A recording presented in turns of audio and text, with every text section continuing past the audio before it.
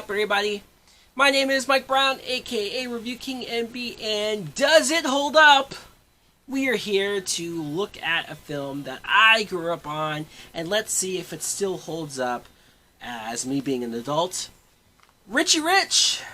Richie Rich is a 1994 film that was directed by Donald Petrie, and the plot. The plot is we follow Macaulay Culkin, who plays Richie Rich. Here's a kid who is richer than rich. I mean, it's insane how much money this kid has. But ironically enough, he just wants to be normal, or at least live amongst normal people, or have normal friends. And that's not the easiest thing for him to do. And not just because of that, though. There's a guy in his father's company organization who is so desperate to steal his riches and take out his parents, he will do anything. So Richie has to stop that as well. Now, what I think of Richie Rich, and does it hold up? Yes, it does. At least I think Richie Rich holds up still. Sure, maybe there is some nostalgia that plays a part of this because I did watch this a lot growing up as a kid. But there's so much still watching it now that I enjoy. First things first, Macaulay Culkin as Richie Rich. I think he's really good in this movie because of the main thing, right? Richie Rich as a character should not be likable. Should not be somebody that I can relate to because he was born with a silver spoon in his mouth. There's nothing about this kid that I can relate to in any way, shape, or form. He's at such a different level of living, lifestyle, way of viewing the world. There's nothing that we can relate to or talk about really at all. But the thing that works with him is you see his want and his need to play with more normal kids. He doesn't connect with any of these other kids that are in these high schools.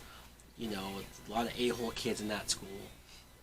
Especially that one kid with the cappuccino. I mean, yeah, very annoying. Richie's not like that. He wants to get out there and play baseball with the other kids. And when you see how those kids reject him initially, and how they don't want anything to do with him, how they treat him like crap, that hurts Richie. He's affected. He's sad by this. And I think all of that combined is what makes you go, wow, this is a nice, good-hearted kid at the end of the day. He treats everybody around him respectfully, like his butler and everyone like that. So you can't help but not appreciate Richie. You can't help but think, wow, this kid could have been an a-hole. He could have been a horrible, horrible human being. He could have been Draco Malfoy, right? He could have been freaking, what's his name from Game of Thrones? Joffrey. Like, it's very easily could go that way, but he doesn't.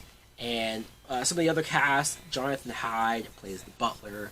He's one of those actors that almost every 90s movie that I grew up on, Jonathan Hyde was in there in one form or another. He plays the butler, so he's loyal. He does everything he can for Richie, so you like him for that reason. But he also has some nice side plots as well for himself, like when he goes to prison and has to deal with all of that. Richie's parents, they are very over the top. They are really very silly, but they have their own quirky personalities to them. At the end of the day, you can tell that they mean well, that they're good-hearted parents. And as much as I was just praising Richie for being as good of a kid as he is, you gotta credit the parents with that. When you see how the father, how close he is with his father, how he has that device to constantly get in contact with him as quick as he can, it shows that there's a good relationship there. And I think that's why you like the parents just solely for that reason alone. And you feel something when they could die or be in danger, because like I said, you have John Laurinaitis, who plays Lawrence. He's the main villain. He's the guy who I couldn't help but watch this movie and think that he reminded me of a certain man in power nowadays. And you know, I won't go any more further than that, but he definitely came off as an evil, schemy, selfish type of individual, and the things that he's willing and able to do. He even tries to kill Richie at some point. I mean, any guy that tries to kill a kid in a kid's movie is deplorable, horrible, all for treasure. Everybody wants treasure. Everybody wants gold. It's all very important to them. Richie, of course, has the best child life ever. I remember being a kid watching this movie and seeing how he has his own McDonald's. You can't get any cooler to a young 5-year-old, 6-year-old kid that I was watching this, but see that he has his own McDonald's. Super cool, super awesome, very jealous I was. Also, him having his own roller coaster, and him having his own bumper cars, and all these things that he can just do whenever he wants. Shooting out into the canyon, out into that tarp there. Come on!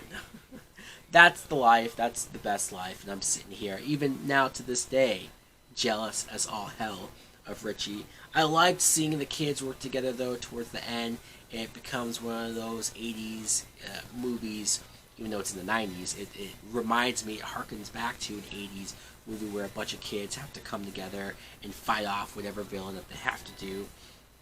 And the cool gadgets, you know, you got an element of almost James Bondian type gadgets going on with that dude that works down there, and he has all those devices and gadgets that are very cool, especially for a kids movie.